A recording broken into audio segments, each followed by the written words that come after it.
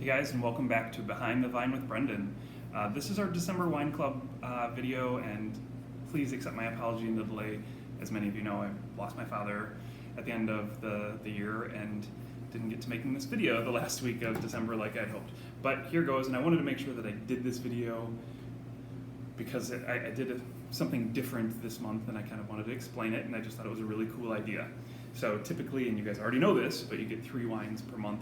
Well, for January I did 4 wines a month. You're welcome. But the idea that I had come up with is, what if we did Old World versus New World? We kind of have to do 4 wines then. So first up,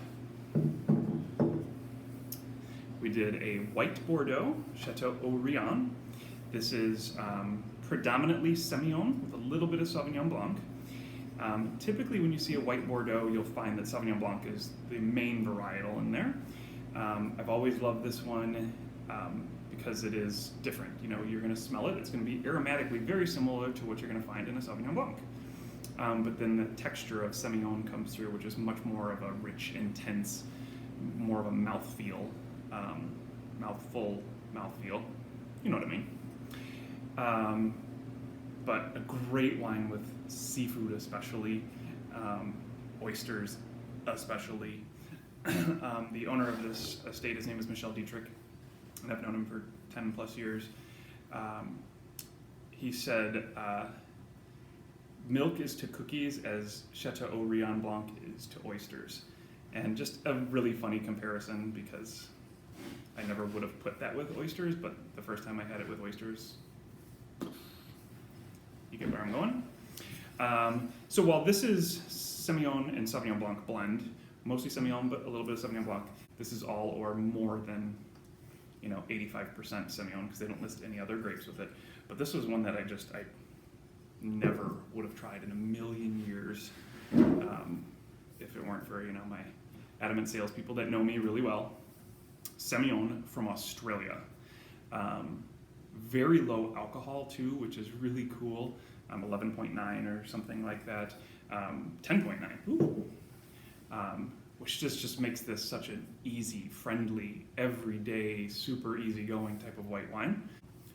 Like I said, this will go great with seafood. This will go great with seafood too, but this is kind of one of those like coiffeurs, they're called, an aperitif type of wine. Just very, very easy to drink. That's what you drink while you're cooking your seafood and have that with your dinner. And again, Old World versus New World.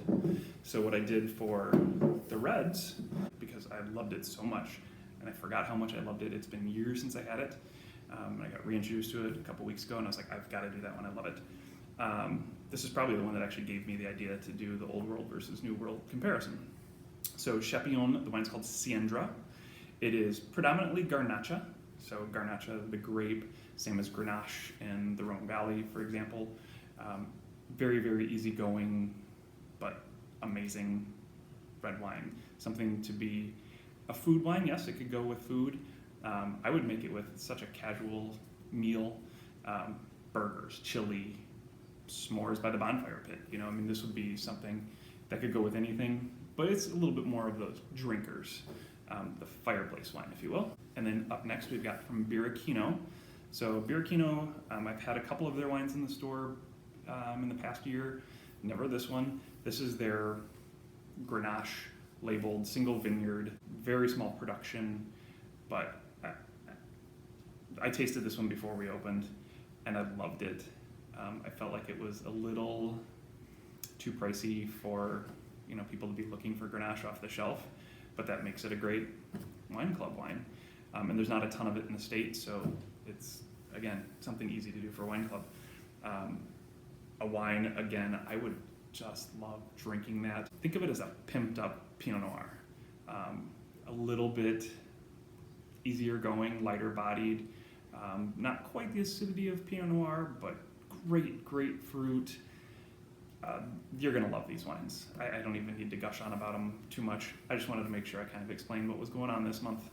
But so again, Old World versus New World for Grenache, and Old World versus New World for probably a new grape for a lot of you, Semillon. I hope you guys enjoy these wines this month. Again, thank you for your understanding and everybody's continued support. I hope you have a great 2021, and I hope to see you all soon. Cheers.